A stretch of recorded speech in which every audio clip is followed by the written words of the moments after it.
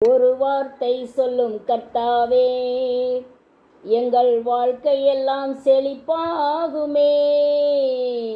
ஒரு வார்த்தை சொல்லும் கர்த்தாவே, உம் வார்த்தையிலே சுகம், உம் வார்த்தையிலே மதுரம், உம் வார்த்தையிலே சுகம், உம் வார்த்தையிலே மதுரம், உம் வார்த்தையிலே எல்லாம் சந்தோஷம், உம் வார்த்தையிலே எல்லாம் சந்தோஷம்.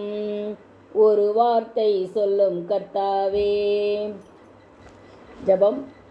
என் கண்மலையும் என் மீட்பருமாகிய கர்த்தாவே, என் வாயின் வார்த்தைகளும் எங்கள் இருதயத்தின் தியானமும் உமது சமூகத்தில் பிரீதியாய் இருப்பதாக. ஆமேன். ஆண்டவராகிய இயேசு கிறிஸ்துவின் நாமத்தில் அனைவருக்கும் வாழ்த்துதலையும் வணக்கத்தையும் தெரிவித்துக் கொள்கிறேன். டிவிசியை நடத்துகிற பொறுப்பாளர்களுக்கும் எனக்கு இந்த வாய்ப்பை கொடுத்த சகோதரருக்கும் நன்றியினை தெரிவித்துக் கொள்கிறேன்.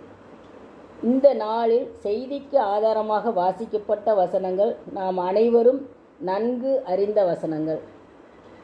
அதில் ஆண்டவராகிய இயேசு கிறிஸ்து கூறியது, அமைதலாயிரு, இறையாதே அமைதலாயிரு. இதே வார்த்தை மார்க்கு 4:39 வசனத்தில் எழுந்து இறையாதே அமைதலாயிரு என்று அந்த காற்றையும் கடலையும் அதட்டினார் என்று நாம் வாசிக்கிறோம். அதே இது மத்தேயுவிலே கடலையும் அந்த காற்றையும் கடலையும் அதட்டினார் அப்படின்னு மட்டும் அதில் இருக்குது. இப்போ கர்த்தராய் இயேசு கிறிஸ்து சொல்லும்போது சொல்லுக்கு காற்றும் கடலும் கீழ்ப்படிந்து அமைதலாகிறது. நம்முடைய வாழ்வில் கொந்தளிப்பு, கவலை, மனக்குமுறல்கள் எல்லாம் இருந்தாலும் கர்த்தர் ஒரு வார்த்தை சொன்னாங்கன்னா எல்லாமே அமைதியாயிரும், சமாதானமும் ஆசீர்வாதமும் நமக்கு கிடைக்கும். அப்போ நம்ம என்ன செய்யணும்? எல்லாவற்றையும் குறித்து ஆண்டவருடைய பாதத்தில் நம்ம என்ன செய்யணும்? அறிக்கையிடணும். ஆண்டவர் நம்மோடு கூட இருக்கிறார் என்பதை நம்ம உணர்ந்து கொள்ளணும். அதற்கு 3 தலைப்புகளின் கீழ் நம்ம பார்க்கலாம். பதறி அலறி அற்ப விசுவாசிகளாகி விட வேண்டாம். அதாவது அற்ப விசுவாசிகளாகி விட வேண்டாம்.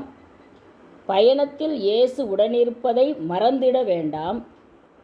பற்பல பிரச்சனைகள் பனி போல விலகிடும், பயப்பட வேண்டாம். மழை போல வந்தாலும் பனி போல நீங்கிடும் சொல்லுவோம் பழமொழியை. அதே மாதிரி பனி போல விலகிடும் எல்லா இதுவும். அப்போ பயப்பட வேண்டாம். அதாவது அற்ப விசுவாசிகள் ஆகிவிட வேண்டாம். இயேசு உடன் இருப்பதை மறந்திட வேண்டாம். பனி போல விலகிடும், பயப்பட வேண்டாம்.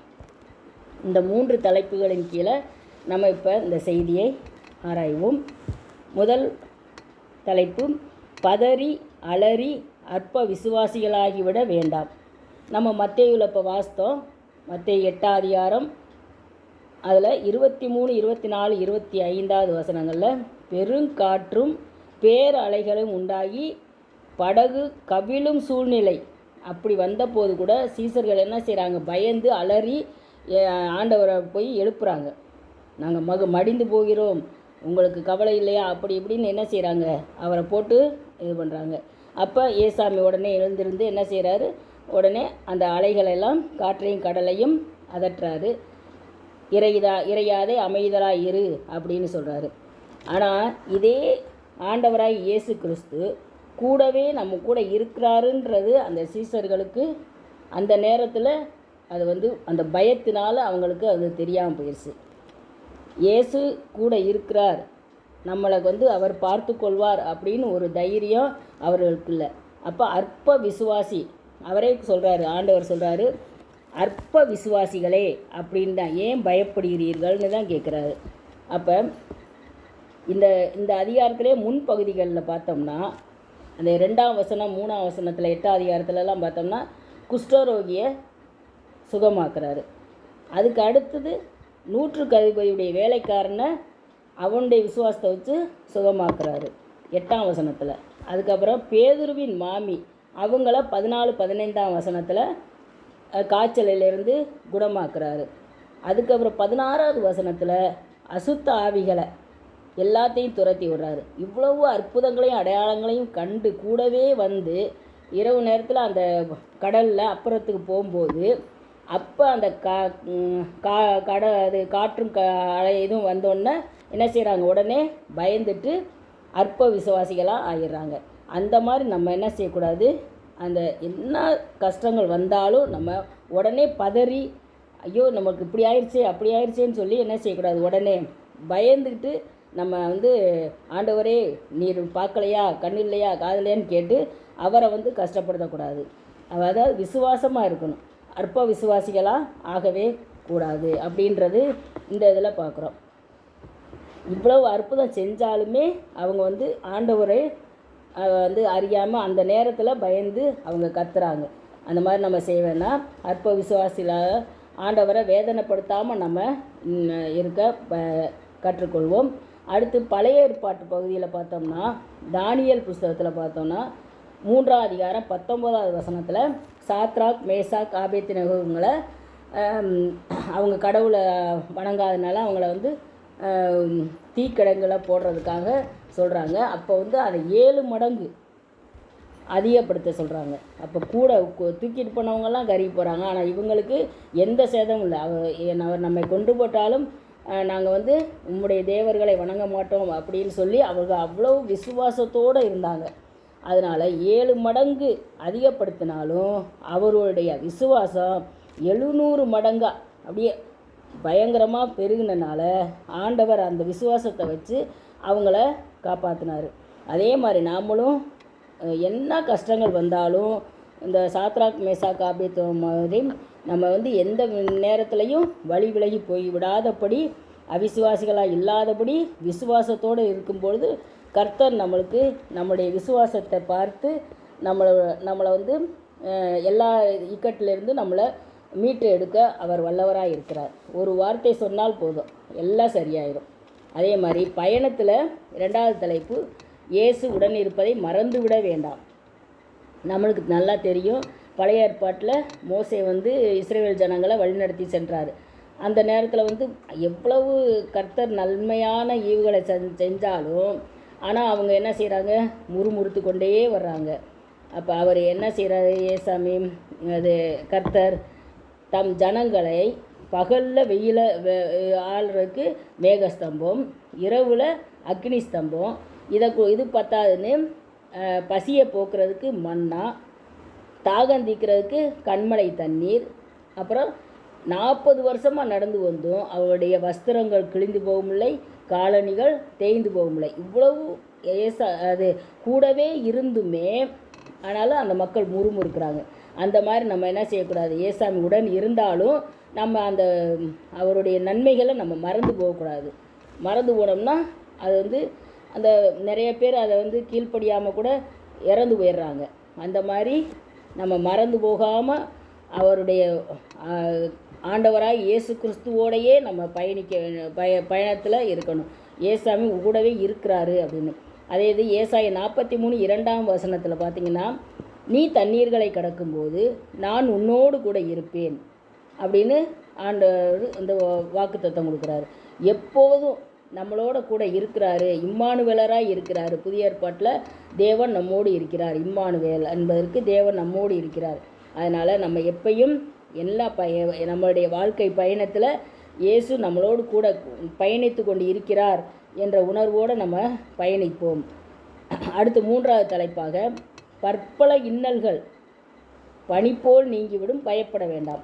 அதாவது நிறைய கஷ்டங்கள் வந்தாலும் அதை பயப்படாமல் இருந்தோம்னா எல்லா கஷ்டங்களும் என்ன செஞ்சிடும், பனி எப்படி வெயில் வந்தால் உருகி போயிடுமோ அது மாதிரி எல்லாமே அந்த கஷ்டங்கள் பூரா நீங்கி போயிடும்.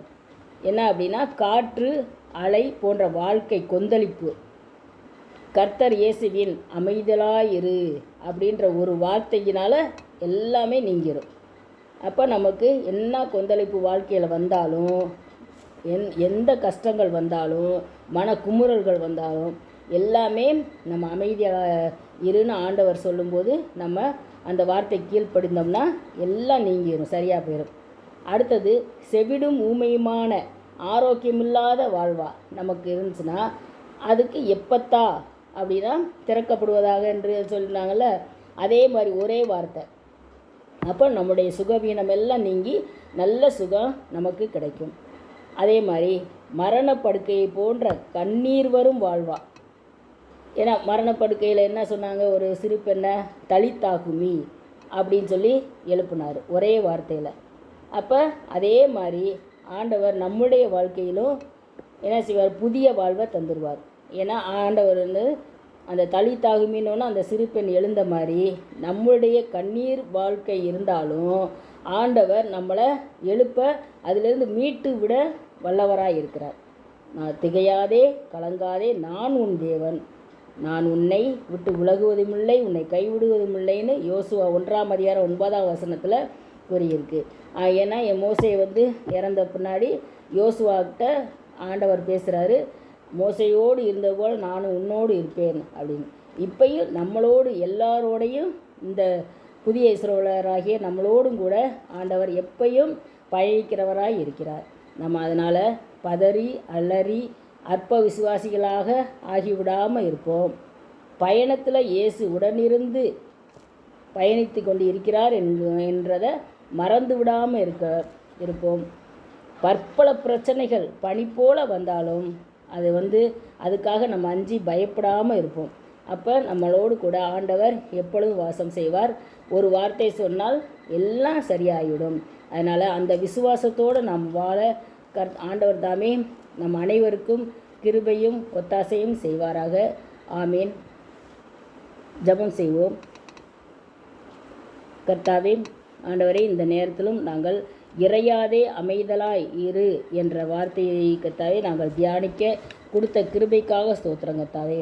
எந்த சூழ்நிலைகளிலும் நாங்கள் உம்முடைய விசுவாசத்திலிருந்து வழி விலகி போகாதபடி ஆண்டவரை கர்த்தாவே அற்ப விசுவாசமாய் இல்லாதபடி விசுவாசத்தோடு வாழ எங்கள் ஒவ்வொருவரையும் நீர் பயன்படுத்த வேண்டுமாய் கெஞ்சுகிறோம். ஆண்டவரை கர்த்தாவே, நீர் எங்களோடு கூட பயணிக்கிறீர் என்பதை நாங்கள் எப்பொழுதும் மறந்துவிடாமல் இருக்க எங்களுக்கு கிருபையை தர வேண்டுமாய் கெஞ்சுகிறோம். ஆண்டவரை கர்த்தாவே, உமது வேதத்திலே கூறியிருக்கிறீர், பயப்படாதே என்று 365 தடவை என்று நாங்கள் கேள்விப்படுகிறோம். அதே போல கர்த்தாவே, நாங்களும் பயப்படாமல் எல்லாவற்றிற்கும் ஆண்டவர் பார்த்து கொள்வார், ஒரு வார்த்தை சொன்னால் போதும் எல்லாம் சரியாகிவிடும் என்று நாங்கள் விசுவாசத்தோடு இருக்க எங்கள் ஒவ்வொருவருக்கும் ஆண்டவரே கர்த்தாவே கிருபை செய்ய வேண்டுமாய் கர்த்தராய் இயேசு கிறிஸ்துவின் மூலம் கேட்டுக்கொள்கிறோம். பரலோகத்தின் தேவனே, ஆமேன்.